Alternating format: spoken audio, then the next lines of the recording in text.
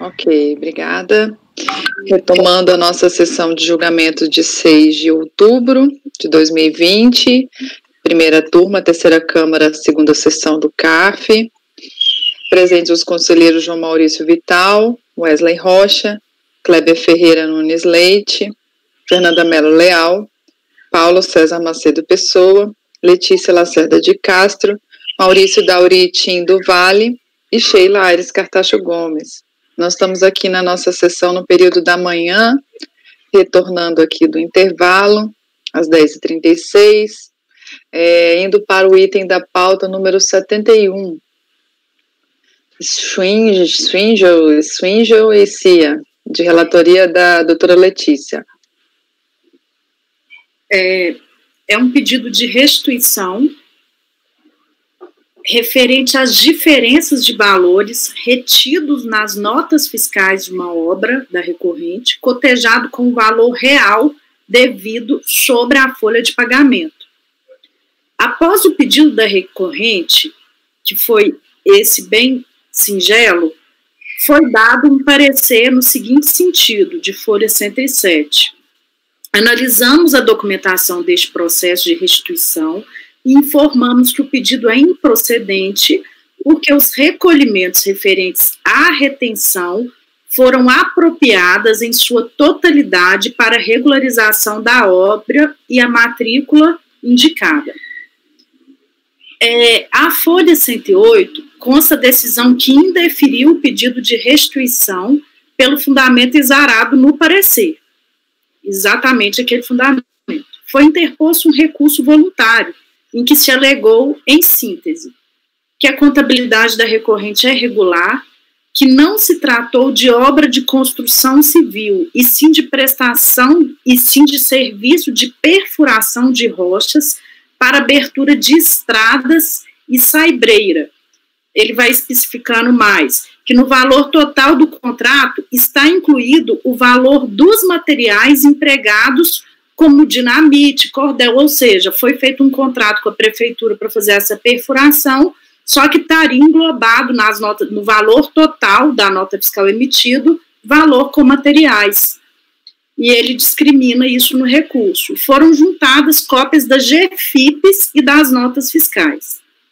Foi apresentada contra-razões a esse recurso, de folhas 165, que foi sustentado que a requerente acima identificada apresentou recurso onde contesta a decisão relativa ao indeferimento do pedido de restituição, sobre o qual temos as seguintes considerações. A empresa foi contratada pela prefeitura, conforme o contrato e o aditivo, tendo por objeto contratação de mão de obra e material para detonação em rochas e ampliação das detonações pela retomada da pedreira. Trata-se de contrato de empreitada total, com material explosivo e mão de obra, serviços esses realizados com a utilização de meios mecânicos e cujos valores não foram estipulados contratualmente.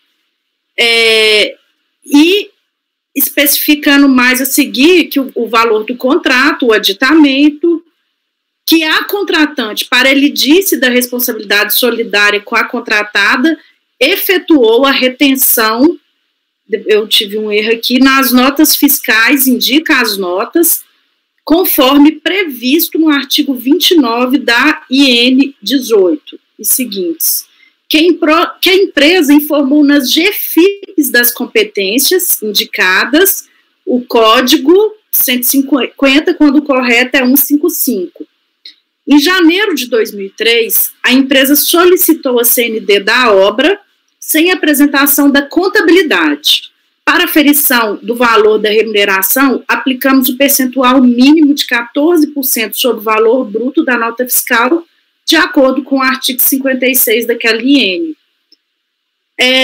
Demonstramos a seguir a aferição dos valores das remunerações das notas fiscais, as deduções das remunerações dos GFIPs e a apropriação dos recolhimentos referentes às retenções. Aí, nessas contrarrazões, indica-se esses números aí.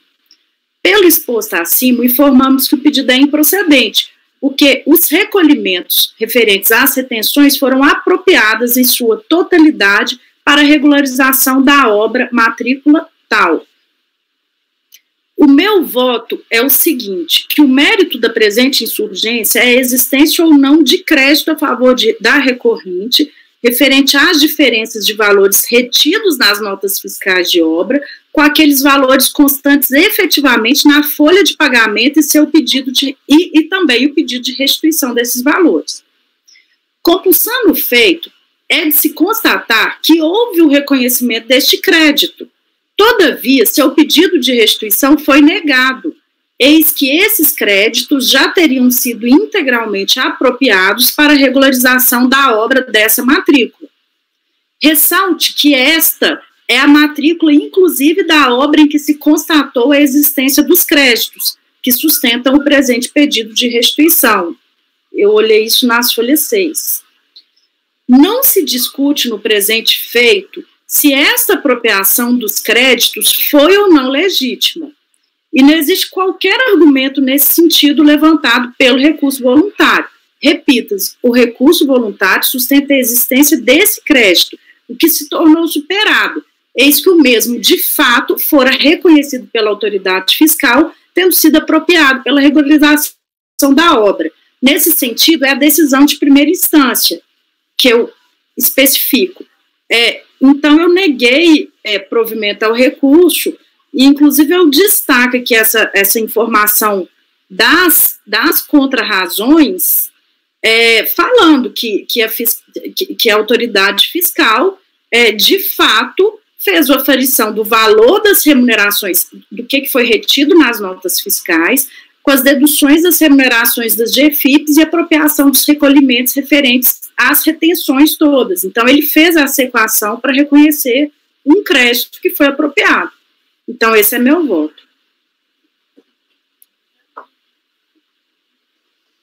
Ok, alguém tem algum questionamento? Doutor João, como vota? Eu acompanho, parabéns pelo voto, doutora Letícia. Eu estava procurando aqui, mas tem um artigo do CTN, 129, depois de procurar, que é o que autoriza a compensação de ofício, que é o que aconteceu. Embora ele não discuta a compensação em si, mas eu concordo com a senhora, o crédito foi reconhecido, mas ele não pode ser restituído dele, porque tinha um débito, foi compensado, e aí não remanesceria valor a restituir. Acompanho. Doutor Wesley? Acompanho. Doutor Kleber? Acompanho. Doutora Fernanda? Acompanho. Doutor Paulo? Acompanho. Doutor Maurício? Acompanho. Eu também acompanho. Então, item 71, acordam os membros do colegiado por unanimidade de votos em negar provimento ao recurso. Os itens 72 e 73 foram retirados de pauta, indo para o 74. Bar Cruz de Malta, do Dr. Kleber. Cruz de Malta é do Vasco, né? Eu vou jogar aqui. 74 e 75, né? Isso, vamos jogar os dois aí, né? É porque esse primeiro refere-se a terceiros e o outro a Gilrat. Então, o mesmo período e a mesma razão da autuação. Aliás, de defesa. Então, vamos ao primeiro aí, final 08. Então, auto-infração, deixar de recolher os terceiros, FNDE, INCRA, SES, SENAC, SEBRAE, né? Incidentes sobre as remunerações pagas aos segurados empregados que prestavam serviço. Está tudo explicado aí. A empresa foi excluída do Simples, através do ato declaratório número 8, de 11 de 6 de 2008, com cópia às folhas tais. A empresa apresenta impugnação, ela se refere apenas a um processo processo de exclusão que ela contestou, e que então não podia ser autuada porque era uma empresa do Simples. Então vamos ao voto. A recorrente alega que exerce atividade as quais não justificaria a sua exclusão do Simples, em que pese a recorrente tenha aduzido essa matéria como de defesa à autuação, tens que em relação ao período 7 de 2013 de 2003 a 12 de 2007, a questão da legitimidade da exclusão do recorrente do Simples já foi decidida em processo administrativo próprio. O processo administrativo já foi julgado, né, e ele excluído do Simples. Não sendo possível reanalisar a matéria no bojo da presente atuação, além de que a discussão da exclusão do Simples não impede o lançamento, conforme súmula CARF 77. A recorrente alega que durante o período, alega também, né, que durante o período compreendido na autuação estava enquadrado no Simples, não devendo ser autuado nesse período. Entretanto, conforme destacou a delegacia de julgamento, a empresa no período citado estava impedida de optar pelo Simples no termo disposto no artigo 9º da Lei 9.317. Portanto, são devidas contribuições aos terceiros no presente lançamento, e na outra do Gil Hart. Do exposto, eu voto por negar provimento ao recurso.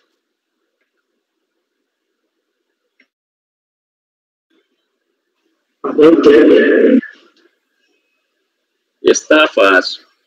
Oi, Wesley, você falou? É. Alguém tem algum questionamento? Doutor João. Acompanho. Vai valer para o 74 e 75, tá? Isso. Doutor Wesley. Acompanho. Doutora Fernanda. Acompanho. Doutor Paulo. Acompanho. Doutora Letícia. Acompanho. Doutor Maurício. Acompanho. Eu também acompanho. Então, acordo os membros do colegiado por unanimidade de votos negar provimento ao recurso. Esse foi o item 74 e o 75. Indo para o doutor Maurício, 76. Confie material de construção, 76 e 77. O primeiro é a obrigação principal e o segundo, acessório. Vamos lá. O recurso, trata-se de recurso voluntário, as folhas 150 e 155, em que a recorrente sustenta em síntese que apresentou todos os documentos exigidos pelo auditor fiscal de forma a não ensejar a aferição indireta das contribuições. Isso porque, pelos documentos apresentados, ficou comprovado que a empresa teria encerrado suas atividades no ano de 97. A empresa realmente encerrou suas atividades no ano de 97, só não houve a sua baixa na junta comercial em razão de débitos ainda pendentes. C. Mesmo apresentando as guias de recolhimento dos parcelamentos efetuados pelos mesmos fatos geradores, rescisão do contrato de trabalho em 97, o auditor fiscal e a DRJ não descontaram os valores da cobrança pretendida na notificação. Por essa razão, deve a notificação ser retificada para comportar as devidas deduções e evitar a cobrança do tributo em duplicidade. D. Não procede a alegação do auditor fiscal de que não encontrou débitos previdenciários em pesquisa no sistema. Isso porque, segundo documentos por ele apresentados, o parcelamento de tais débitos foi efetuado diretamente junto ao órgão previdenciário. E, ao final, faz um requerimento para do lançamento e, se for o caso, o desconto de parcelas eventualmente já pagas. Tá? Ele juntou como documentos o balanço patrimonial e a situação de inatividade da empresa, folhas 156 a 167. Esse caso diz respeito a contribuições patronais devidas à Seguridade Social que alcança o montante de R$ 35.928. Tá? Na descrição dos fatos que deram causa ao lançamento, lá no relatório da notificação fiscal do lançamento, que está folhas 43 e A47, consta que constitui fato gerador das contribuições lançadas o pagamento aos empregados e administradores no período acima, 5 de 97 a 12 de 99, consideradas as deduções previstas em lei. Foram verificados esses valores através do documento denominado Forced, Formulário para Cadastramento e Emissão de Documentos, tá? Folhas 48 a 64, assinado pelo corresponsável da empresa, Sr. Jaime Figurski, para fins de parcelamento em 15 de 2 de 2001, cujo débito foi confessado de fato, pois não foi formalizado nem realizado parcelamento por desinteresse do interessado, permanecendo a inadimplência. Também foi verificado no Cadastro Nacional de Informações Sociais, o CNIS, através do demonstrativo de normalizações e agregações, as informações da Guia de Recolhimento do Fundo de Garantia, Tempo de Serviço e informações da Previdência Social GFIP, ali contidas, quais sejam base de cálculo dos empregados e a remuneração dos administradores, bem como o valor devido à Previdência Social quando informado, ali no anexo 2, folhas 65 a 81. Aí ele prossegue afirmando que diversos dos documentos solicitados formalmente pelo auditor não foram fornecidos pelo contribuinte, o que ensejou a lavratura do auto de infração, e por essa razão se justifica a aferição indireta das contribuições devidas nos seguintes termos. Aí tem uma tabelinha por meio da qual o auditor menciona qual foi o método utilizado por ele para fazer essa aferição indireta. Tá? O contribuinte lá atrás apresentou a sua notificação, tá? E a Delegacia da Receita Federal de Julgamento negou provimento à impugnação dele, mantendo integralmente a exigência fiscal, resumido na seguinte ementa: a empresa é legalmente obrigada a recolher as contribuições a seu cargo, incidente sobre as remunerações pagas aos segurados empregados e contribuintes individuais que lhes prestam serviço. Constitui fato gerador da contribuição previdenciária a remuneração declarada pela empresa em GFIP, como também as declaradas em formulário destinado ao processo de parcelamento não formalizado por omissão do contribuinte. Aferição indireta. É lícita a presunção do fato gerador com a apuração por aferição indireta do salário de contribuição quando a empresa deixa de apresentar a documentação comprobatória, cabendo a essa o ônus da prova em contrário, conforme o parágrafo 3º do artigo 33 da 8.212/91, lançamento procedente em parte. Esse é o relatório do essencial. Tá? Pessoal, de saída é importante lembrar aqui que a empresa está obrigada, sim, a realizar esses recolhimentos, pelo princípio da solidariedade, inclusive. Tá? E esse lançamento foi realizado com base em informações prestadas pela própria recorrente, como menciona lá a decisão de primeira instância, folhas 144 e 145, que não leio para vocês, mas está aí. Né? Além disso, é importante frisar que essa aferição indireta se deu tão somente pelo fato de os documentos solicitados pela fiscalização não terem sido apresentados pela recorrente. Então, me parece que aqui é perfeitamente aplicável lá o que dispõe o parágrafo 3º do artigo 33, que direciona o ônus da prova àquele que deixou de apresentar a documentação. A recorrente, é importante frisar que ela não se desincumbiu desse ônus nesse caso aqui. E mais, a autoridade fiscal informou o método utilizado para a aferição indireta, valendo-se de informações prestadas pela própria recorrente, o que afasta eventual alegação de vício formal, me parece. Então, diante disso, eu conheço do recurso e, no mérito, nego o provimento.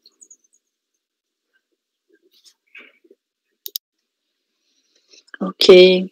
Alguém tem algum questionamento? O outro é o mesmo assunto? Vai valer para os dois? Não, é a obrigação acessória? O outro, Sheila, é obrigação acessória pelo 38. Que não apresentou documento. Que não apresentou documento. Então é negar provimento também do mesmo jeito. Deixa eu só ver se está bem certinho isso aqui. Quem já vota esses dois de uma vez? Nego o provimento também. É porque esse veio justamente da não apresentação dos documentos que foram constatados pela obrigação, o auto de obrigação acessória, né, o 38. Exatamente. Tá. Então, doutor João, como vota? Eu acompanho. Doutor Wesley? Eu acompanho e cumprimento o voto do relator. Doutor Kleber? Acompanho. Doutora Fernanda? Acompanho. Doutor Paulo? Acompanho. Doutora Letícia? Acompanho. Eu também acompanho. Então, item 75 e 76, acordam os membros do colegiado por unanimidade de votos em negar provimento ao... 76 e 77. 76 e 77, falei errado. Em negar provimento ao recurso. Obrigada, Maurício. Maurício, ele é o meu ajudante na pauta. Isso aí é muita reunião de colegiado, viu? Estou gostando dessa assistência. Bora lá. Então, agora indo para o Dr. Wesley. Nogueira, Riveli, irmãos, item 78. 78 e 79. Está sem microfone, Wesley. Perfeito. Essas aqui são obrigações de fato gerador, relevação de multa. Obrigação de fato gerador, não. Obrigação das contribuições em relação às multas aplicadas. Então, deixa eu ver o 79 se...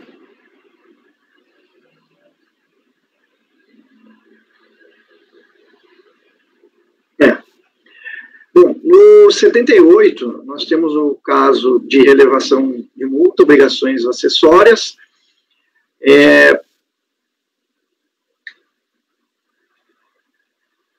Aí a recorrente apresentou o recurso voluntário junto às folhas 212 seguintes e trata a autuação de omissão de informação correspondente aos fatos geradores, que constitui ao artigo 32, inciso 4º, parágrafo 5º também da Lei 8.212.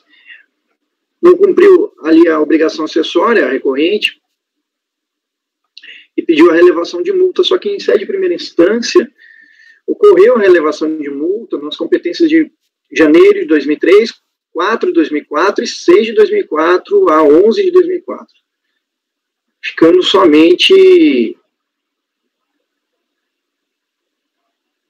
uma competência, se eu não me engano, aqui para poder relevar a multa. Só que, como foi feita, inclusive, na decisão de primeira instância, apesar de confirmadas ali pela auditoria a resposta de diligência, a correção de GFIPs das competências 1 de 2003, e entre outras, só não sendo considerada retificada ali. A competência de 5 de 2004, constata-se que a GFIP de competência 12 de 2004 foi enviada em 30/7 de 2008, conforme o sistema da Receita. Portanto, fora do prazo para impugnação, que expirou no dia 29.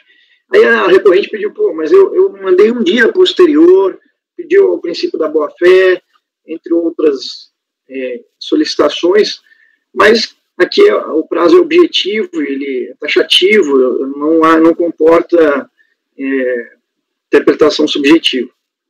Então, não estou acatando, porém, pede a aplicabilidade da multa mais benéfica, aí eu aplico a súmula CARF número 119, que se refere ali à retroatividade benigna, mediante a comparação entre a soma das penalidades pelo descumprimento das obrigações principais e acessórias aplicáveis aos fatos geradores, com multa de ofício de 75%, prevista ali no artigo 44.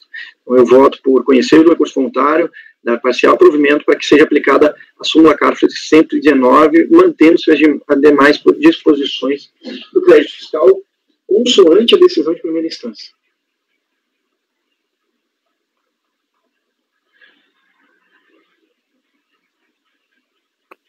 Esse foi o 78, né?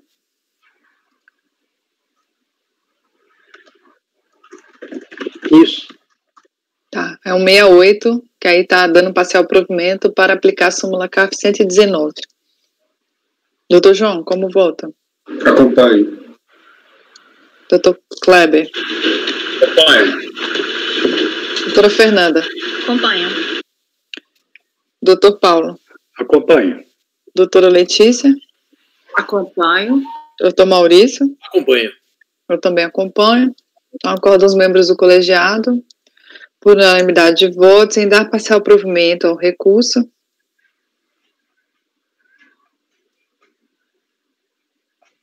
a fim de que seja aplicada a súmula CARF número 119. Bom, o próximo processo, ele está proferido já? Tá, aí o 179, né? Agora? O próximo processo, ele é bem tranquilo, simples, ele fala as contribuições aí sobre o fundo rural, e aí eu aplico a súmula CARF número 150, devido à autuação corresponder à aquisição de produção rural de produtor rural pessoa física, cuja obrigação de recolhimento é da empresa adquirente. Então, eu aplico a súmula CARF número 150, trago aqui os arrazoados já de tempo da turma. Da alegação de inconstitucionalidade, não estou conhecendo em razão da súmula CARF número 2, inconstitucionalidade de dispositivos de lei, e da alegação de recolhimento dos valores exigidos, ele fala que houve quitação em relação ao recolhimento de GFIP, competência 5 de 2004, folha 124, também posteriormente ao lançamento relativo ao I, não tem o condão de alterar os valores já lançados. Daí, o momento da execução da decisão proferida será realizada a verificação do pagamento e a consequência de extinção do crédito fiscal, em sendo o caso. Então, eu voto por conhecer parcialmente do recurso voluntário, não acolhendo as alegações de inconstitucionalidade de lei, e no mérito, negar provimento ao recurso. Só um adendo aqui, a gente votou trocado. É porque você numerou trocado. O primeiro que a gente leu é o 79 da pauta. Ah, é? É. O primeiro que a gente leu foi o 2008-19, certo? Ah, tá, isso. Não, o primeiro que a gente leu foi o 2008-19, exato. Isso, então ele é o item 79 da pauta. Ah, tá. Então tem que ver aí para não dar problema na ata. Então a gente vai votar o 78. Tá? Ok, então a gente votou agora o 78 e o primeiro a gente votou o 79. A gente inverteu só. Isso, a gente só inverteu. Ah, ok. Só para ficar direitinho na gravação. Ok. Doutor João. Eu tinha colocado acessória depois do principal. Eu acompanho. Doutor Kleber. Acompanho. Doutora Fernanda. Acompanho. Doutor Paulo. Acompanho. Doutora Letícia. Acompanho. Doutor Maurício. Também acompanho. Eu também acompanho. Acordo os membros do colegiado, por unanimidade de votos, em conhecer parcialmente do recurso,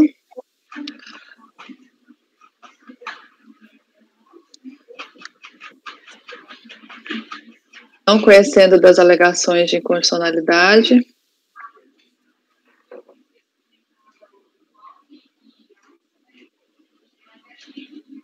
as alegações de constitucionalidade e negar de provimento.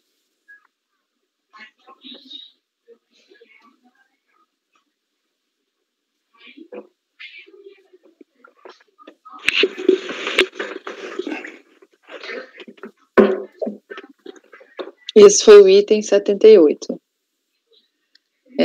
80, também do Dr. Wesley. J. Manutenção. Isso, final 2007-16. 2007-16. Ok. Recurso voluntário interposto por DEL Manutenções. O acordo recorrido está ali nas folhas 200 e seguintes. São diversas competências ali identificadas em razão de diferenças de contribuição da empresa, parte patronal, para financiamento dos benefícios concedidos em razão do grau de incidência de capacidade laborativa decorrentes dos riscos ambientais do trabalho e as contribuições ali para terceiros. Ok? No seu recurso, alega decadência do crédito lançado, inexistência dos fatos geradores consoante a aferição indireta e da responsabilidade impugnar a pretensão da fiscalização e apontar os relatórios Coresp e vínculos de diretores a notificado. Bom, da decadência, pede aplicabilidade do artigo 150, parágrafo 4º. O período exigente no presente auto de infração, exigido, né, no presente auto de infração, é 1/5/2002 a 30/6/2002 e demais períodos mencionados aí no voto. São diversos períodos, né, mitigados de 2005, 2006 e 2007. A intimação se deu no dia 21/11/2007, e-folha 02.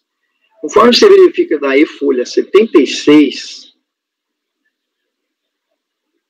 existe informação de recolhimento do tributo, ainda que de forma parcial, segundo consta das e-folhas 36 e seguintes também, onde consta o relatório de valores recolhidos por competência.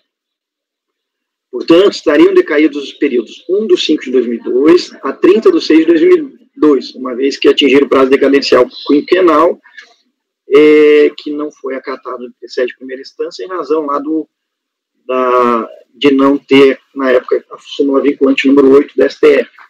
Caiu dos 10 para os 5 anos.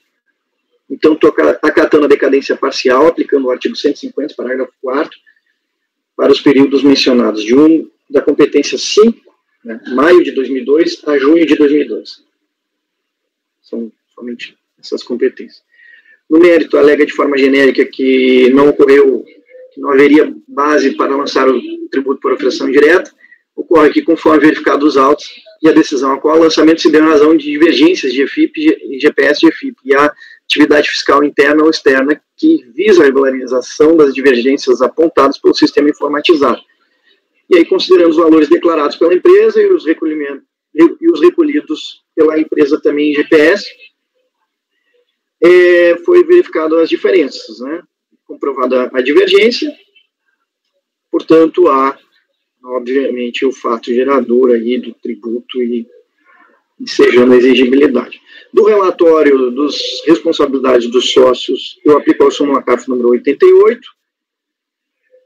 e não conheço das alegações lançadas nesse tópico, e, portanto, voto de conhecer parcialmente, ficou ali. Aqui eu fiquei na dúvida, é parcialmente ou em relação ao súmula CARF número 88, agora não lembro mais que eu boto nos votos. A gente está conhecendo da matéria, bom, parcialmente do recurso, para dar parcial provimento, para reconhecer a decadência das competências maio de 2002 a junho de 2002, mantendo as demais disposições do crédito fiscal.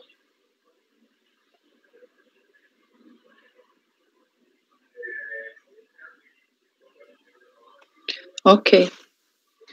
Eu não sei se é parcial agora, não lembro disso. Eu acho que é parcial, sabia? Né? Então, João, o senhor lembra como é que a gente faz? É o caso do corresponsáveis, não é isso? Não, mas acho que não é, não. É o da representação fiscal para fins penais que a gente não conhece. Esse aqui eu acho que conhece e nega. Não, eu tenho que conhecer e negar. Ah, tá, então...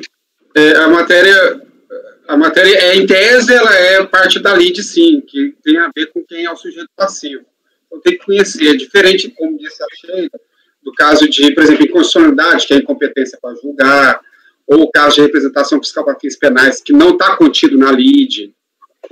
Eu acho que tem que conhecer, sim, e negar com base na súmula. Perfeito. Doutor João, como vota? Eu acompanho. Doutor Kleber? Acompanho. Doutora Fernanda? Acompanho. Doutor Paulo? Acompanho. Doutora Letícia? Acompanho. Doutor Maurício? Eu também acompanho. Então, item 80. Acordam os membros do colegiado, por unanimidade de votos, em dar parcial provimento ao recurso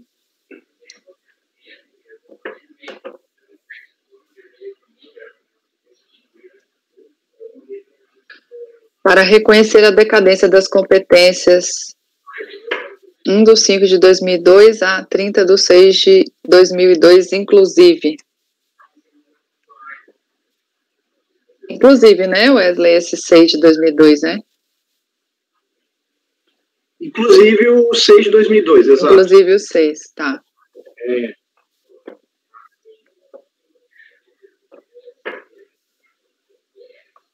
Perfeito. 81. Saibro Construções, também do Wesley.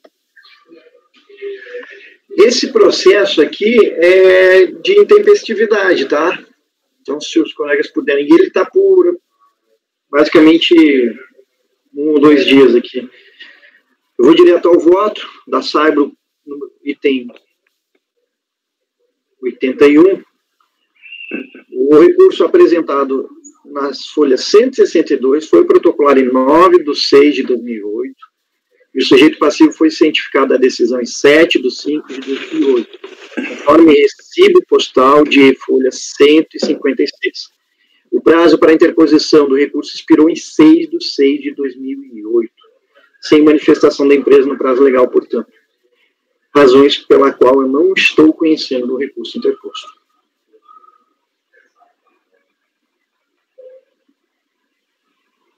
Esse é o voto, presidente. João, liga. O João está falando? Hã? O João estava falando. Desculpa, foi aqui. Não foi... eu estou pegando o padrão Kleber aqui.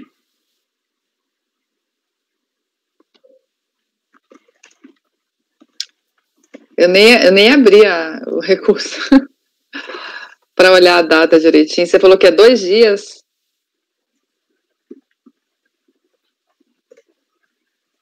De diferença? Qual a data da ciência e a data do recurso, doutor Wesley, por favor? Estou querendo olhar aqui. A data da ciência do recurso... 9/6. 9/6. Não, o recurso foi 9/6. Protocolo 9/6. Não, de que ano? 2008. 2008. A ciência é 7/5 de 2008, nas folhas 156. Será que não tinha Corpus Christi aqui no meio, não? Vou olhar agora. É junho, né? Eu contei, eu não verifiquei nenhum feriado, né? Feriado, né? Mas posso ter me enganado também.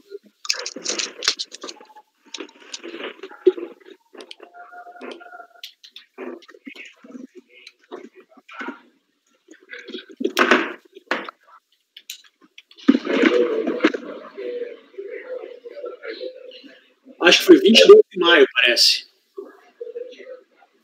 Corpus Christi 2008. Não tem Corpus Christi no início nem no final da contagem, tem feriado algum, pelo menos, só se tiver algum feriado local. E está correta. A contagem do Dr. Wesley está intempestivo mesmo, na verdade, por 3 dias, nem são 2.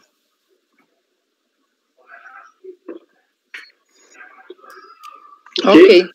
Doutor João, como vota? Eu acompanho. Doutor Kleber? Acompanho. Doutora Fernanda? Acompanho. Doutor Paulo? Acompanho. Doutora Letícia? Acompanho. Doutor Maurício? Acompanho. Eu também acompanho. Então, item 81 da Saibro, acordam os membros do colegiado por unanimidade de votos em não conhecer do recurso. Aqui a gente terminou nossa pauta da manhã. Se quiser julgar meus processos... Eu estou pensando a gente já fazer... Eu acho que vale a pena, até porque é provável que a gente tenha essa mesma discussão que a gente terá no meu caso, que são as multas por atraso da entrega de GFIP, a gente vai ter com outros relatores também, porque esse tipo de lote foi distribuído para vários conselheiros, foi sorteado para vários conselheiros. Eu acho que o da Letícia é isso. Sim. Você quer que eu julgue que horas? Não, inclusive, me recorreu uma dúvida, porque diante do meu problema técnico, meu critério foi, quando a impugnação é idêntica ao recurso voluntário, ou seja, o recorrente não acatou as decisões, as razões do acórdão recorrido, eu me reportei ao artigo 57, obviamente, porque eu adiro integralmente, fiz um estudo bem específico em relação a essa questão da multa de entrega atrasada de GFIP. Então, esse do meu ermo, eu vi que eu me utilizei dessa prerrogativa.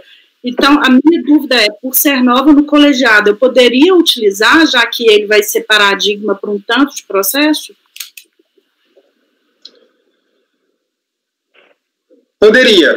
Poderia sim. Isso vai causar um pouquinho de dificuldade no pessoal do apoio para formalizar o voto. Eu me comprometo, então, a votá-lo de acordo com o meu voto e redigir um voto meu no meu horário de almoço e disponibilizar. Posso lhe dar uma sugestão? O que eu fiz, doutora Sheila? Uhum. Eu peguei, como são 23 processos e os recursos são muito parecidos, pelo que eu percebi, até os eixos de português são iguais. Algum grupo de WhatsApp, ou sei lá, de contribuintes aí, provavelmente de contabilistas, distribuiu modelos de recursos. E esses recursos vieram para os processos de distintos contribuintes e de distintas localidades, mas eles são iguais, com algumas variações. Então, eu identifiquei todas as teses. Certamente, os seus recursos, doutora Letícia, no recurso dos seus processos estarão algumas dessas teses. Então, eu já deixei prontinho uma chapinha para cada uma das teses a gente votar. E aí, votando uma vez, votou todos daquela tese. A sua sugestão é a gente encerrar agora e fazer de tarde? Não, minha sugestão é votar isso agora. Então simbora. Bora no do João e depois vai para o seu, Letícia. Perfeito. Eu acho que resolve o seu problema. Eu adapto, porque realmente o acórdão do DRJ, eu não notei que era paradigma, e o acórdão do DRJ enfrentou absolutamente tudo. Tem uma súmula, inclusive, do CARF, falando que denúncia espontânea, né, que é entendida, que foi a tese do meu recurso, não se aplica a obrigações acessórias. Então, é uma matéria que o STJ sempre decidiu assim. Então, por mim, eu transcrevo o fundamento sem o menor problema. Não, a gente vai para o do João, a gente vai pular o item 82 e a gente vai começar a discussão pelos do João. Eu sei. O seu 82 e lá vai pedrada, vai para um monte aqui, né? É o do 100, começa do 100. Vamos começar do processo número, deixa eu ver o número dele na pauta, que é o de 2016-48, que é o processo que tem mais alegações. Tá. A gente vai restringindo, que a gente vota maior, aí você vai eliminando matérias, até chegar naqueles processos que tem uma ou duas matérias. Tá, esse 2016... Deixa eu procurar ele na pauta aqui para falar logo o número. Qual que é o 2016 o quê? Final 2016, 48.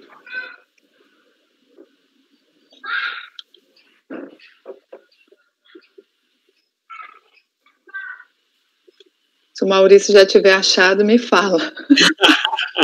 É o processo 268 da pauta. Ah, tá. Eu estava longe. 268. É só para constar da ata qual o processo está votando, porque, na verdade, a minha proposta, doutora Sheila, eu coloquei aí na pasta, para todos, eu não sei se todos estão com acesso à pasta T. Alguém não está com acesso à pasta T? Letícia. Ora, Letícia, então mando para você agora aqui no WhatsApp. Eu coloquei um voto coringa. Nesse voto, eu estou abordando todas as teses, de todos os processos, e indico quais são os processos. Então, a gente vota as teses, depois eu simplesmente aplico a cada um dos processos. Porque, senão, eu teria que passar um por um, aí não tem cabimento, são 23 processos. Então, podem observar aí que tem, eu vou passar para a senhora, doutora Letícia, por WhatsApp. Então, a gente vai abrir o 268.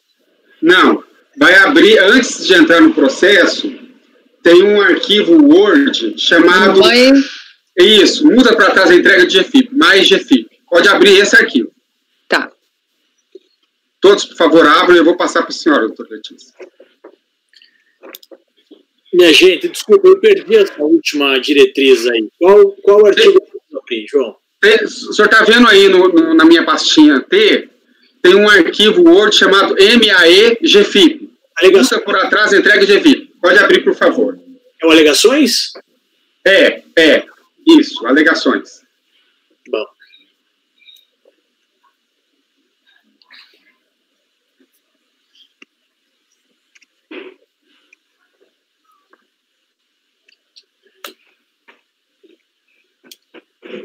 Vai, Letícia, eu não estou conseguindo colocar aqui.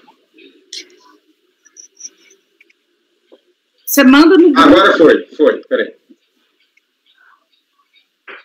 Tá aí. Então vamos lá. Parte dessas alegações a gente já apreciou no mês passado, na sessão do mês passado, e esses processos que a gente já votou, eu coloquei de amarelo. Então pode observar aí que a primeira questão é a questão de conhecimento, as primeiras são sempre de conhecimento, e tem sempre o número dos processos a que se referem essas alegações, que estão em vermelho. Ok? Quando está destacado em amarelo é porque a gente já votou essa matéria no mês passado, esse mesmo colegiado.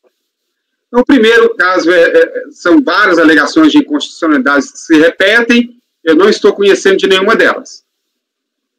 O segundo caso também tem questões de preclusão desses processos aqui citados, e, obviamente, eu não conheço das matérias preclusas. A terceira alegação é a alegação de decadência. Estão todos acompanhando? A terceira alegação é de decadência. Então, eu coloquei aqui a ementa, que a gente está votando, como, basicamente, a aplicação da regra do 173 em face da súmula 148. É tudo obrigação acessória, tudo para trás da entrega de GFIP. E, é claro que não dá para repetir o mesmo parágrafo idêntico para todos, porque as datas mudam. Mas esse foi o parágrafo que eu coloquei em todos os processos. Eu indiquei qual foi a data da ciência, a data dos fatos geradores, e, portanto, não teve nenhum caso de decadência.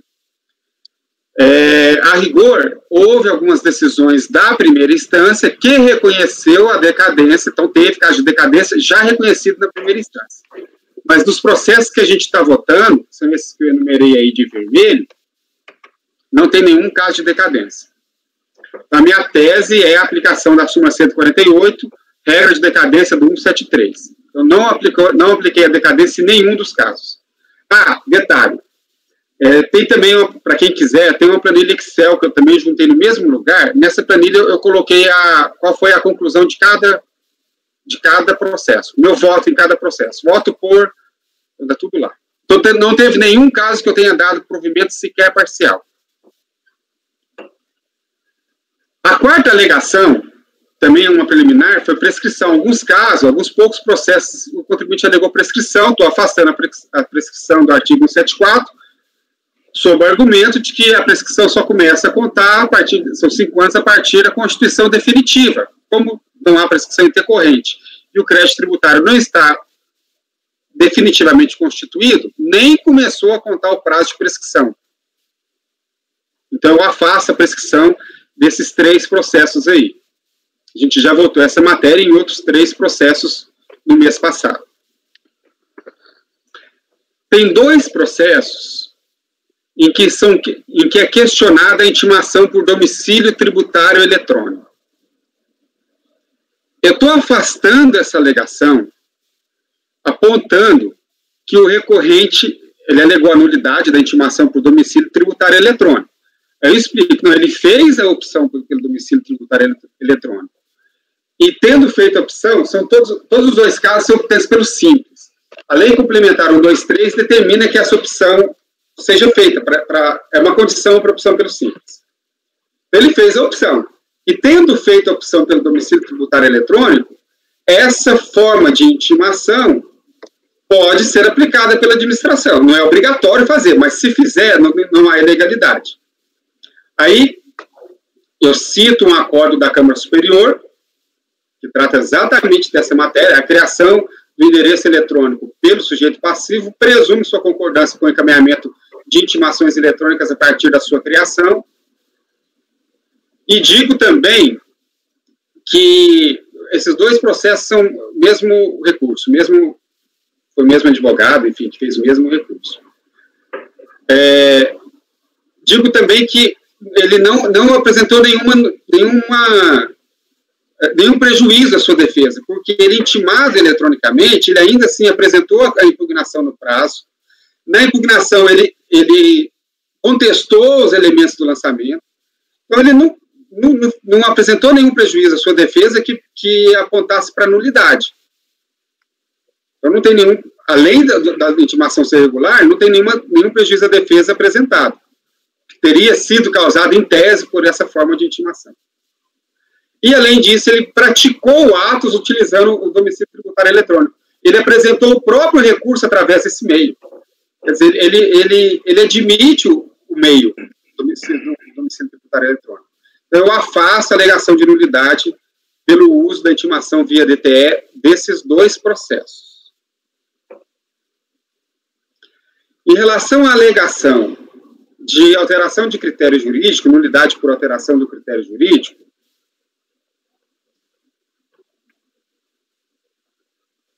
deixa eu ler aqui que eu já esqueci. Quanto à alteração do critério jurídico, o recorrente, essencialmente, é só um processo que tem isso. Ele alega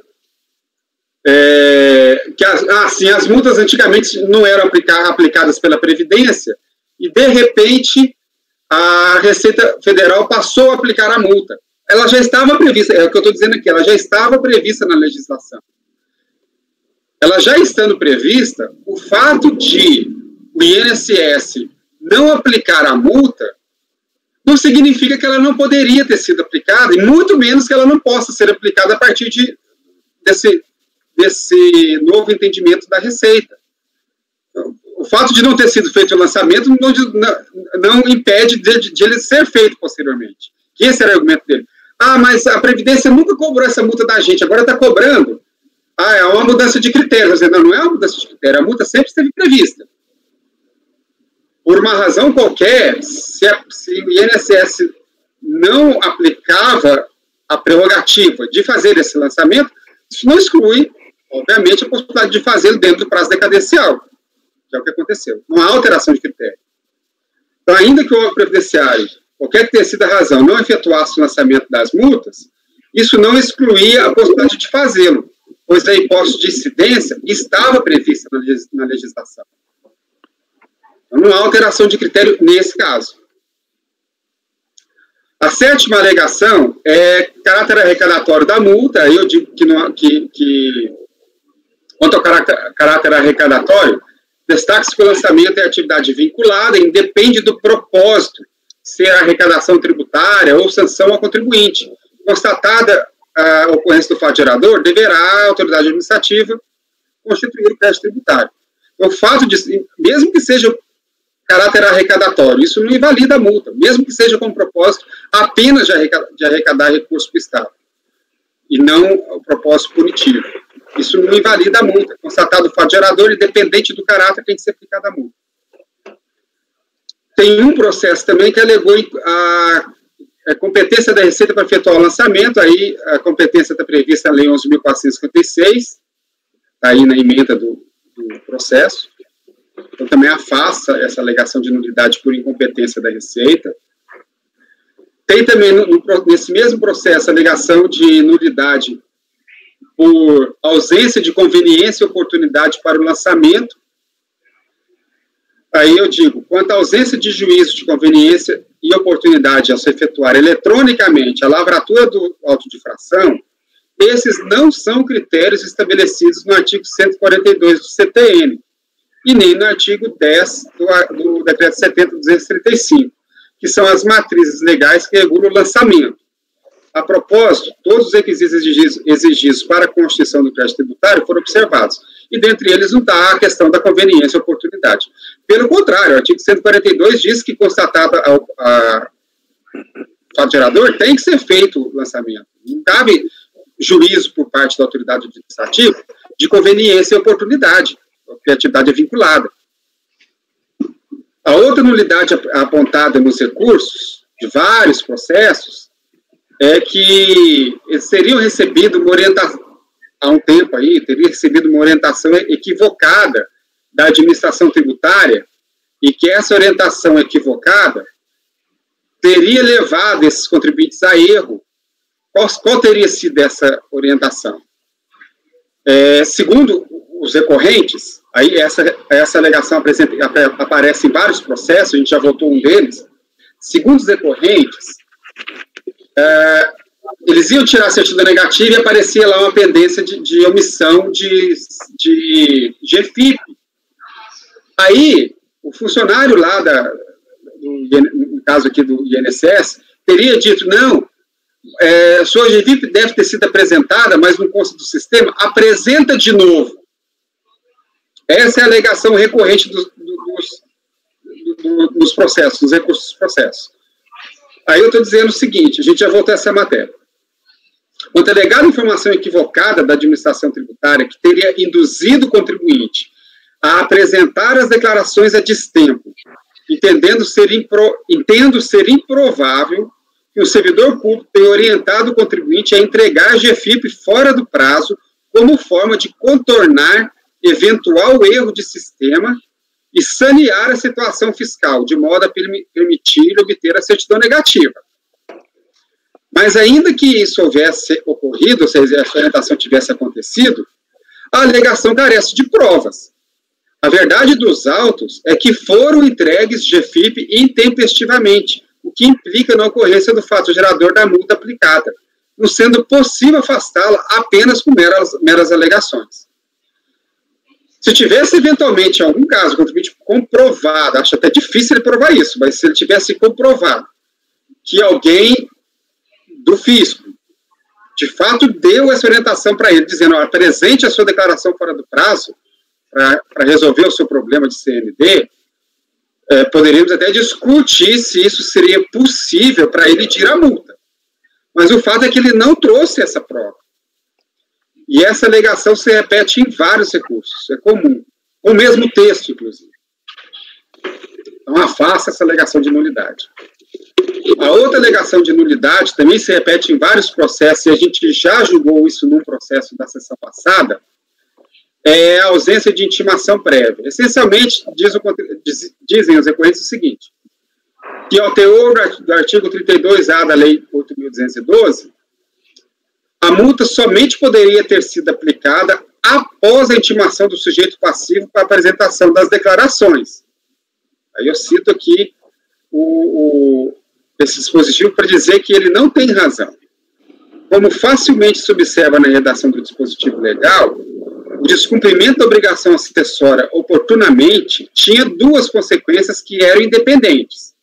Uma, a intimação do contribuinte, e a outra, a aplicação da multa. Em nenhum momento o artigo condicionou a aplicação da multa à prévia intimação para regularizar a situação.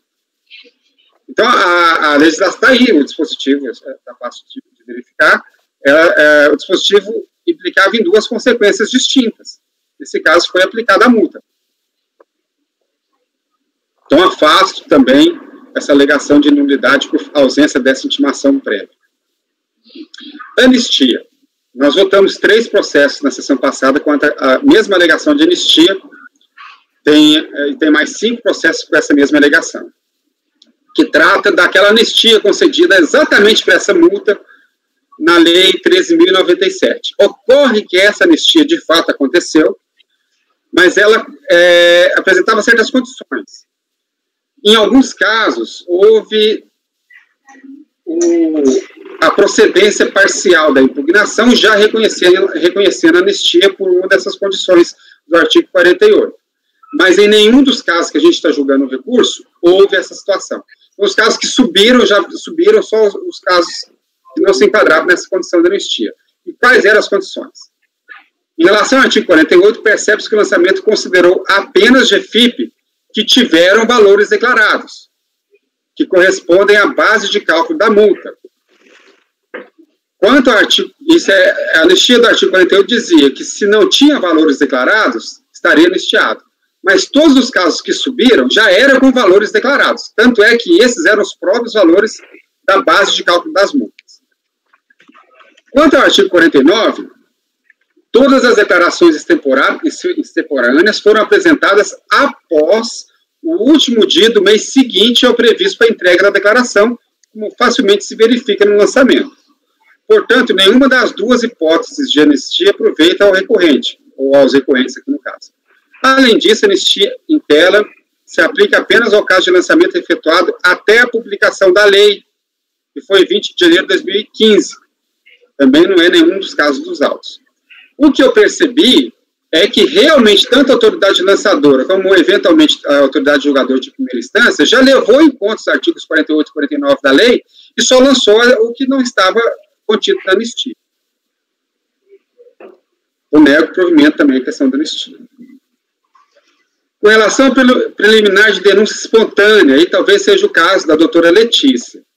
Essa alegação a gente já apreciou na sessão passada e ela se repete em vários processos, acho que até que todos.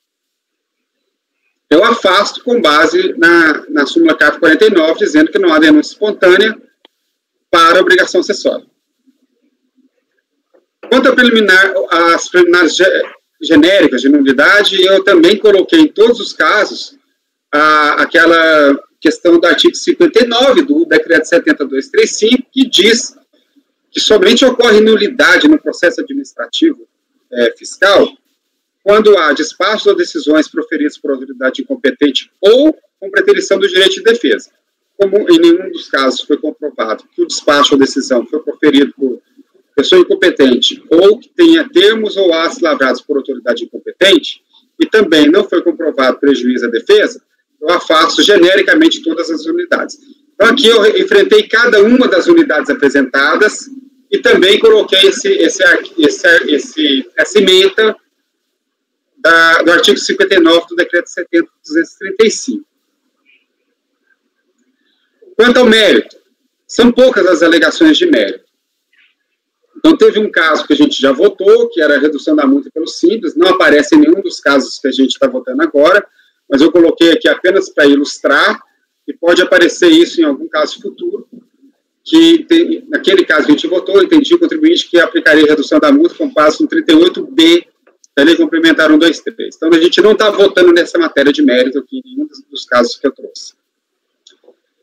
Tem uma outra alegação, que é a alegação de redução da multa. São 2 processos que trazem essa alegação, com base no artigo 32A, parágrafo 3º e 2º da Lei 8.212. Ou seja, deveria ser aplicado o valor mínimo de R$500 por declaração entregue em atraso. O recorrente requer que o valor da multa seja reduzido em 50% ou 40%. Por quê? Porque se ele paga o valor à vista ou parcela, há uma redução prevista em lei. Ele quer que isso se mantenha mesmo durante o contencioso. Aí eu digo, ocorre que a redução da multa que se referiu ao lançamento decorre do artigo 6º da Lei 8.218 e somente se aplica no caso de pagamento integral antes da impugnação, que aí há uma redução de 50%, ou no caso de parcelamento antes da impugnação, que aí há uma redução de 40%. Pagamento integral após a decisão de primeira instância, também há uma redução, e antes da apresentação do recurso voluntário, que aí há uma redução de 30%. Ou parcelamento após a decisão de primeira instância, que há uma redução de 20%. Isso é o que está previsto no artigo 6º da Lei 8.218. Então, não há previsão legal para redução da multa quando o litígio já se encontra em segunda instância. Por quê? Porque, na verdade, esse artigo 6º da Lei 8.218, ele visa a desestimular o litígio. Então, feito o lançamento, se ele pagar à vista, ele tem redução. Se ele não pagar à vista e impugnar, se ele não pagar à vista e parcelar, ele tem uma outra redução. Se ele não pagar nem parcelar, mas impugnar, e depois da decisão de primeira instância, ele então pagar, ele ainda tem uma redução. Menor, mas tem. Se ele não pagar, mas impugnar, depois da decisão de primeira instância, ele também usufrui de uma redução, ainda menor. Agora, se ele opta por permanecer no litígio e apresentar o recurso voluntário, a lei não estabelece qualquer redução. Eu estou afastando a possibilidade de redução da multa. Além disso, eu faço esse apontamento aqui, essas matérias não foram alegadas em nenhum processo, mas eu trato das matérias porque elas podem ser úteis. Como eu já estudei a matéria, podem ser úteis porque essas alegações podem vir a aparecer. Então, as alegações dos processos são essas até aqui. Eu não sei se ficou clara a forma de votação. Eu enumero aqui cada um dos processos, para não ler cada um dos processos, esse texto que eu coloco aqui para cada uma das alegações, eu reproduzo nos processos, nos acordos dos processos. Então, a gente tem que votar as alegações. Votadas as alegações, é só levar isso para o acordo do processo. Claro que os acordos estão lá, é só checar, os acordos vão lá com esse mesmo texto e com essa mesma emenda. Só queria votar em bloco, acho que é mais fácil votar em bloco, cada uma das alegações. Doutor João, tem um número de cada um deles na pauta? Ele não colocou na planilha. Na planilha, não. Hã? Na planilha não está número, não, né, da pauta? Não, eu não coloquei o número na pauta, doutor Maurício. Foi um grande problema que eu tive, porque eu fiz antes da pauta sair, mas facilitaria bastante, eu admito. Eu estou apanhando aqui. Realmente, poderia ter feito isso e ficar muito mais fácil, é verdade. Não, até para a gente já resolver já, né? Vai ficar um pouco mais difícil para a doutora Sheila eventualmente anotar na pauta. Eu já estou apanhando aqui já, mais ou menos. Fazendo rascunho aqui. Bom, alguém tem algum questionamento sobre as alegações? Porque se ninguém tiver nenhum questionamento sobre tudo que o doutor João colocou, a gente pode votar todas elas de uma vez. E aí eu vou proferindo os resultados aqui. Vou fazer um resumo, que daí fica fácil, eu acho. Ele já fez esse resumo. Não, quer dizer, se a gente pudesse ir votando assim pela matéria, seria mais... Alguém discorda de alguma matéria que ele enfrentou? É isso que eu queria saber. Eu estou com dúvida na anistia, presidente. ela está com só declarada, não tem a não declarada, é isso? Doutor João. Existem duas hipóteses de anistia, do artigo 48 e do artigo 49. E a anistia, nesse caso, a gente teria que aplicar... a anistia é em matéria de... João, você travou para mim. Travou para vocês? Para mim também. Tá travado, João.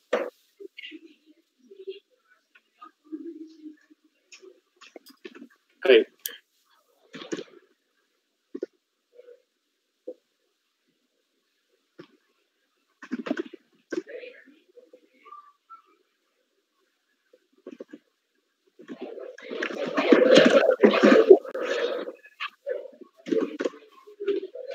Estão me ouvindo agora? Sim. Existem, doutor Wesley, duas hipóteses de anistia na legislação, do artigo 48 e do artigo 49.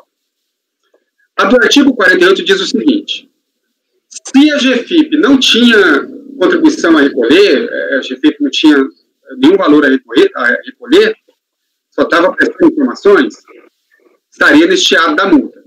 E do artigo 49 diz o seguinte: se ele apresentou a declaração atrasado, mas foi até o mês seguinte do mês previsto para entrega, também está anistiado. Então, era para entregar em março. Se ele apresentou a declaração em abril, está anistiado. O que eu estou dizendo aqui é que todos esses casos não se enquadram nem numa, nem noutra. Por que eu estou dizendo isso? Porque o lançamento, vocês vão ver que o lançamento, você abriu a declaração, ele é eletrônico, ele é meio padrão, assim. Ele já levou em consideração tudo isso. Então, em relação à primeira hipótese de anistia, ele já traz a base de cálculo com os valores declarados e, a partir daí, calcular o valor da multa, porque é proporcional, sempre considerando o valor mínimo. E com relação ao artigo 49, ele traz a data que era prevista para apresentar a declaração e a data da apresentação da declaração. E quando a data da apresentação da declaração era até o mês seguinte ao mês previsto para entrega, não cobrou a multa. O próprio sistema já anula a multa. É uma tabelinha. Não, podemos abrir um para ver. Então, a tabelinha ele já não lança a multa. Ele só lançou quando estavam excluídas essas duas hipóteses. Dos agentes. Esse é dos agentes, não é dos agentes aí. Essa exclusão, né? Agentes públicos. Dos agentes, desculpe, doutor. A anistia, qual é o número da lei? Já falo, peraí.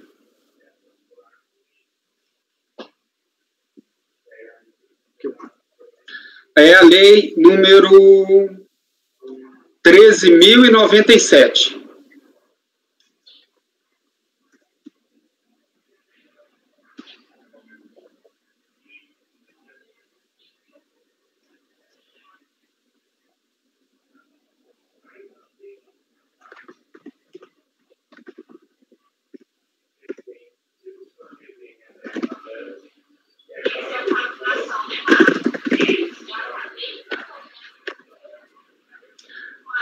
Ok.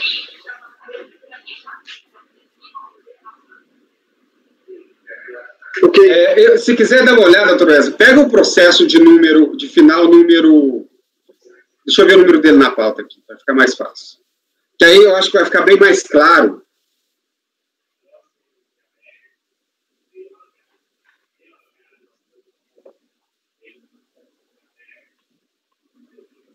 Processo número 100 da pauta. Vamos abrir o processo número 100 da pauta. Já abri. Vai na folha número 11. Auto de infração. Veja aí. As apresentações de EPIP, né? Então, aí a gente vê claramente que nesse caso aqui, tem aqui uma declaração, uma base de cálculo de R$218, então calculou a multa com base nisso, cobrou o valor mínimo de R$500, que é o valor mínimo que a lei estabelece. Portanto, já afasta aqui a hipótese do artigo 48, que é a ausência de base de cálculo. Ok. E aqui tem as datas de entrega e data prevista para entrega. Então, todos os autos são assim. O sistema não lançou quando se enquadrava numa das hipóteses de anistia. Era automático, né? Era automático. Então, quem fez a programação lá no sistema já considerou isso. Claro que eu olhei processo por processo, só estou dizendo que essa foi a sistemática de lançamento. E se a gente checar, vai chegar a essa mesma conclusão, que não vai ter nenhum caso em que não tenha base de cálculo ou que a declaração tenha sido apresentada até o mês seguinte, a data prevista para entrega. Simplesmente porque nesses casos não houve lançamento eletrônico.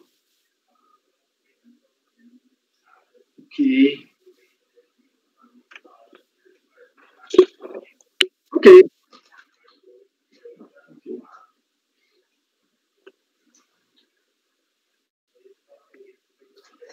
Mais algum questionamento sobre as alegações do Dr. João que ele enfrentou no resumo?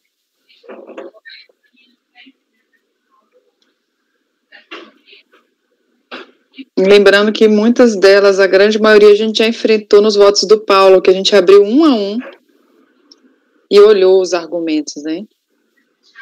E também nos meus votos da sessão passada. E os seus da sessão passada, Isso. Exatamente. Eu acho que teve, não sei se teve da Fernanda também, de multa por atraso da entrega. Do Paulo, com certeza, teve vários, teve um lote inteiro. O Paulo foi bastante. Não tem nenhum caso de decadência aí, né? Não, né? Porque já é 2015 aí. Não, nenhum caso de decadência. Nos meus também não houve caso algum de decadência. Ok.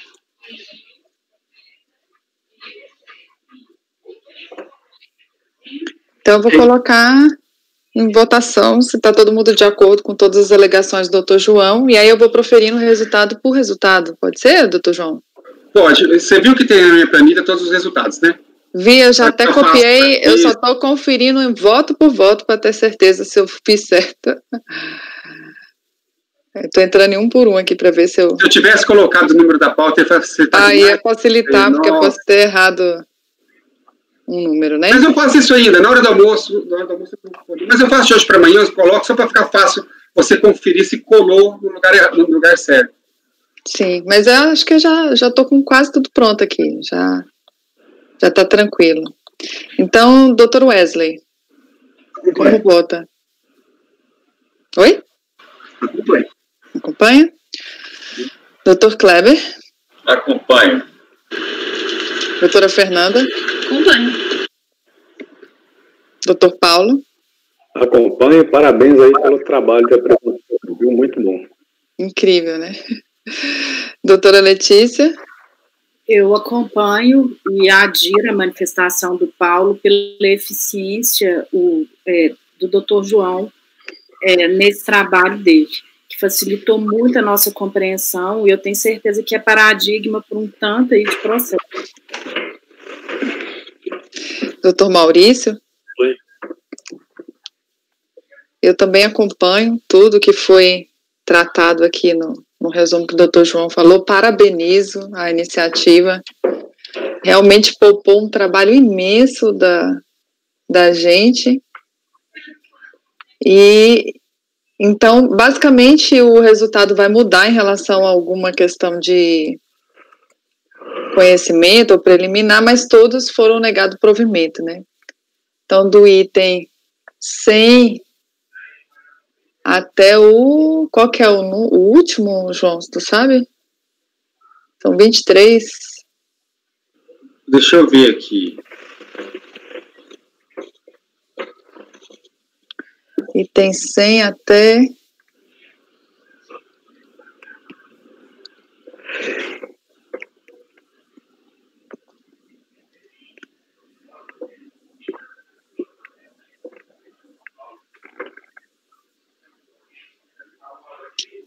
Não dá para ser item 100 até, viu, chefe?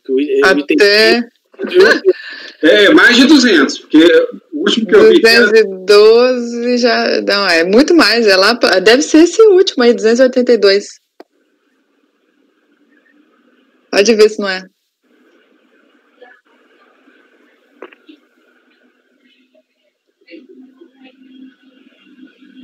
R$193, eu acho que já tem também. 282. Depois já é o Dr. Wesley. Tá negando provimento em todos eles.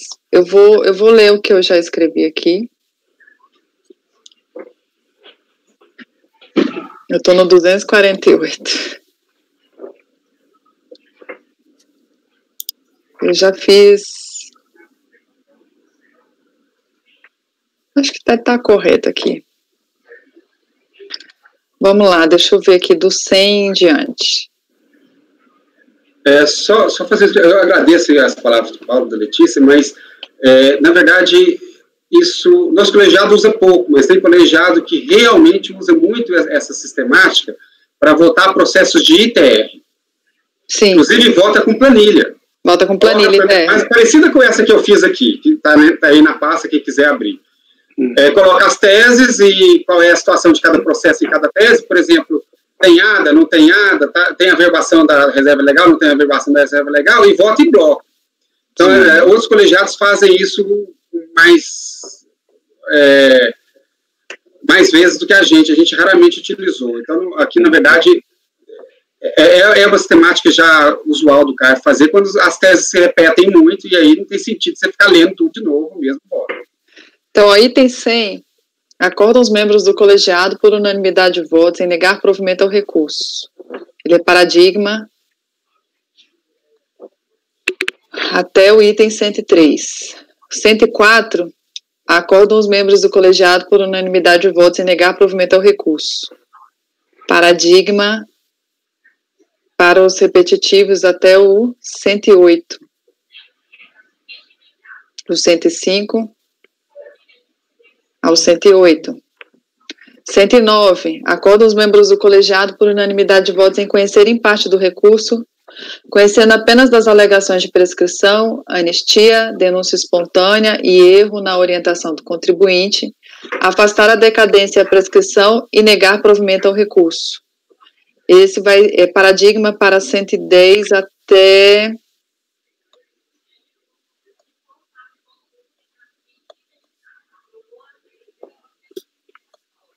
o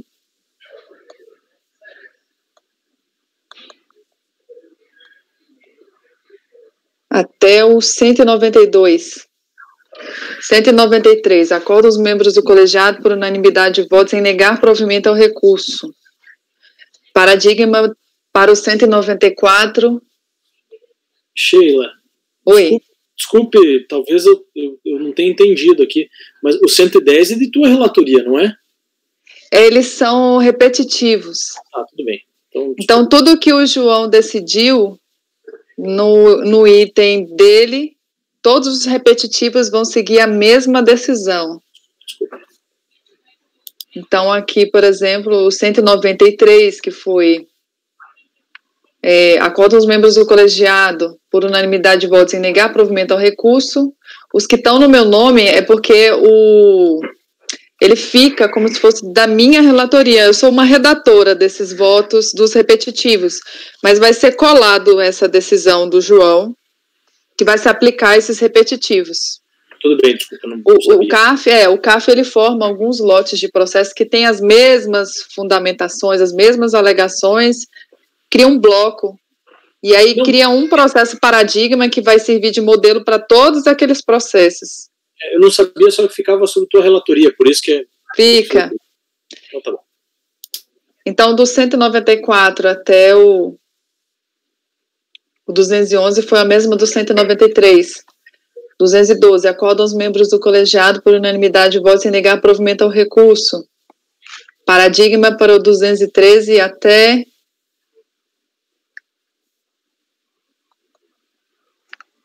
o 247. 248. Acordam os membros do colegiado por unanimidade de votos em conhecerem parte do recurso, não conhecendo das alegações de inconstitucionalidade das matérias preclusas, rejeitar as preliminares, afastar a decadência e negar-lhe provimento. Paradigma para o 249 e 250. 251. Acordam os membros do colegiado por unanimidade de votos em negar provimento ao recurso. Paradigma para o 252 até 263. 264. Acordam os membros do colegiado por unanimidade de votos em negar provimento ao recurso. Paradigma para o 265 a 267. 268, Adão Geraldo. Acordam os membros do colegiado por unanimidade de votos em conhecerem parte do recurso, não conhecendo as alegações de inconstitucionalidade das matérias preclusas, rejeitar as preliminares, afastar a decadência e a prescrição e, no mérito, negar-lhe provimento. Paradigma para o 269 até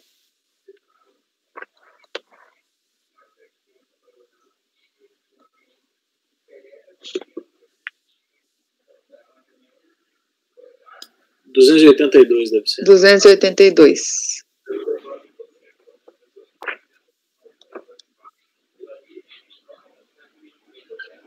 Mas aqui tem votos do Dr. João aqui, ó. 269. Aqui na pauta veio errado, porque o 270 é do João. 270, 71, 72, 73, 74, 75, até o 282 é tudo do João.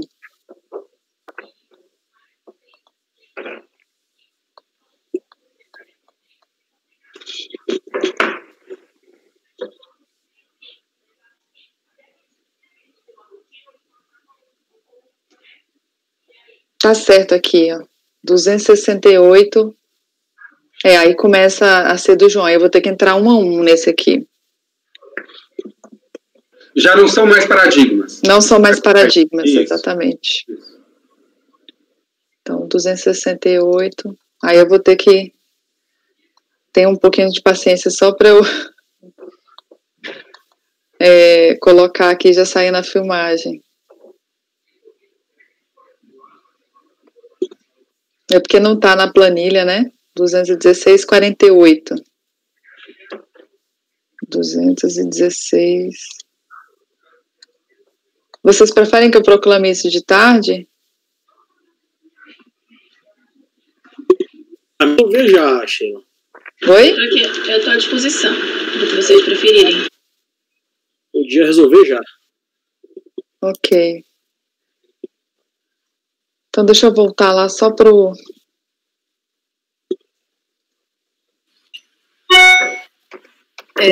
O meu, o 13 e o 16 do meu recurso, que eu usei o artigo 57, é a tese 13 e 16. Eu já até alterei aqui e vou mandar por e-mail. 2014, 96. Então te ajudou aí, Letícia? Nossa, pensar no coletivo como você, doutor João, ajudou muito. Mas a gente ainda vai receber muitos processos disso daí, porque foram milhares de lançamentos. Milhares. Eu acho que a gente não recebe mais isso aí. Por quê? Porque isso aí é processo de turma extraordinário, entendeu? É verdade. Bom, isso é verdade. Percebeu nesse contexto aí do... Estava botando abaixo de 1 milhão. Então, vamos lá. 200... Eu parei no... Vocês lembram?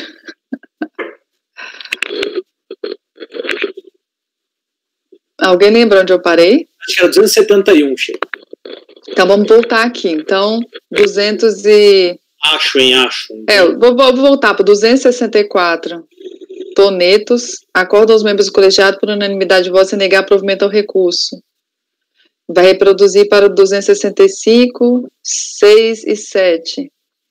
268, Adão Geraldo, acho que foi nele que eu parei. Acordo os membros do colegiado, por unanimidade de votos, em conhecerem parte do recurso, não conhecendo as alegações de inconstitucionalidade das matérias preclusas, rejeitar as preliminares, afastar a decadência e a prescrição e, no mérito, negar-lhe provimento. Processo 2018-57, vou olhar aqui na planilha. 2018-57, negar provimento. Então, acordam os membros do colegiado, por unanimidade de votos, em negar provimento ao recurso. 269. 270. Bar Pedra Selada. 2014-91.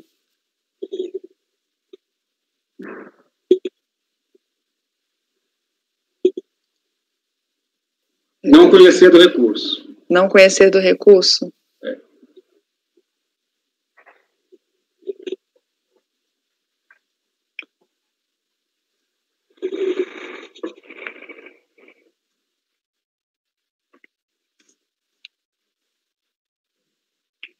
É 271, 2014, 49. Clarineia. 2014, 49. 2014, 49. Conhecer em parte do recurso, não conhecendo da alegação de inconstitucionalidade, rejeitar as preliminares e negar-lhe provimento. É conferindo aí, João. Passei a conferir agora. Conhecer em parte do recurso, não conhecendo da alegação de inconstitucionalidade, rejeitar a preliminar, rejeitar as preliminares e negar-lhe provimento. 272, editora e gráfica, 2014, 58. Exatamente o mesmo do de cima que você acabou de colocar. Não conhecer em parte do recurso, não conhecer a alegação de inconstitucionalidade, cima carta número 2, rejeitar a preliminar e negar provimento. Ok.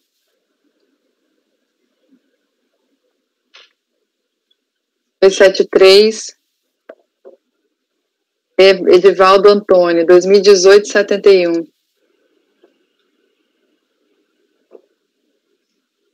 Conhecer em parte, não conhecer das alegações de prescrição e decadência. Desculpa, conhecendo apenas as alegações de prescrição e decadência, afastá-las e negar provimento.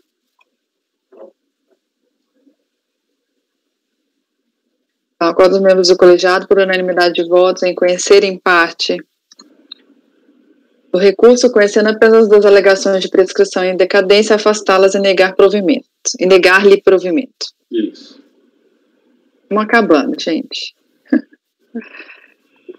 O 274, não está aí na planilha, mas eu te falo.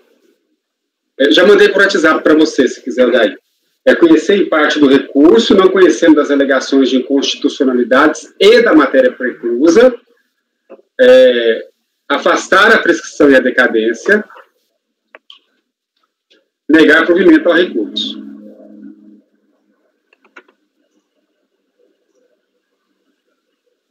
Então, a qual dos membros do colegiado, por unanimidade de votos, em conhecer em parte do recurso, não conhecendo as alegações de inconstitucionalidades e da matéria preclusa, afastar a decadência e a prescrição e, no mérito, negar-lhe provimento.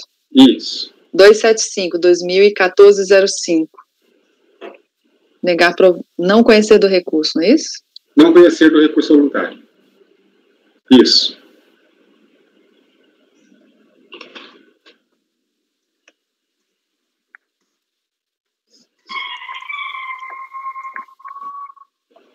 (2016, 2014, 60).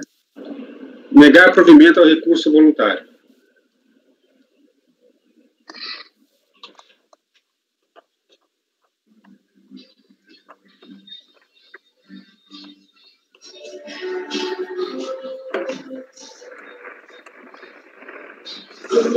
Esse foi o 276.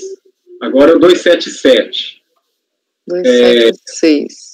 Isso. Agora o 277 é conhecer em parte do recurso voluntário, não conhecendo da alegação de inconstitucionalidade e da matéria estranha à lide, afastar a decadência e negar-lhe provimento. 2017, 34.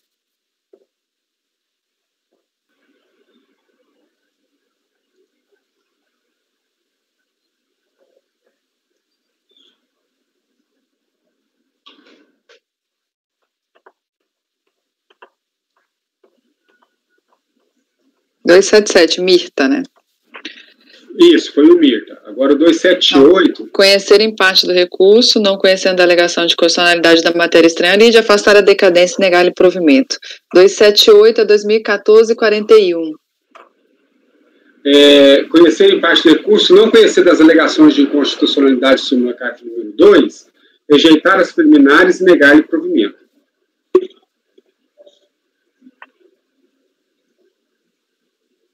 É o MTHM. Isso? Sim, isso mesmo.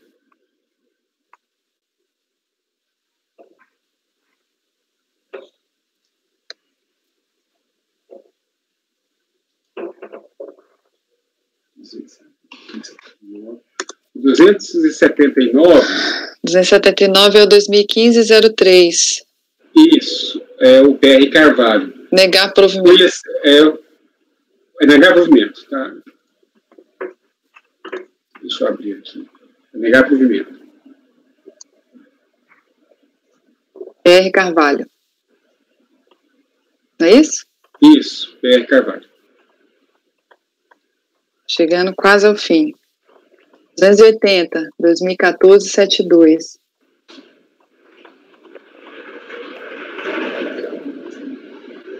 Não conhecer. Eu parei aqui para corrigir o negócio. 72. Não conhecer. Isso.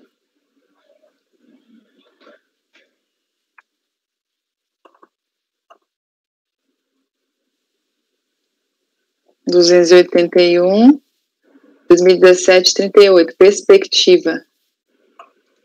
2017-38. Conhecer em parte do recurso. Não conhecendo a alegação de constitucionalidade da matéria estranha ali, de afastar a decadência e negar-lhe provimento. 38? Ah, não, tem 2 final 38 aí, tá vendo? Isso é 2017-38. Deixa eu ver se eu peguei o certo. Você pegou o certo. Tá.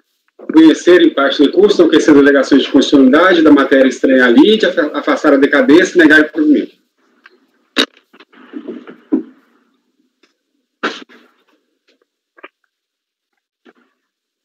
Mais? Esse foi o... Tem o último agora, 282. 282 é o último. 282 é 2018-00. Negar provimento ao recurso.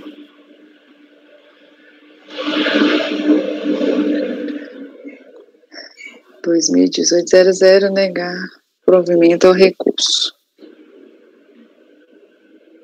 Então, pessoal, votados os processos até o item 282, falta no saldo da doutora Letícia, que a gente vai pegar de tarde, tá? Eu vou interromper a gravação.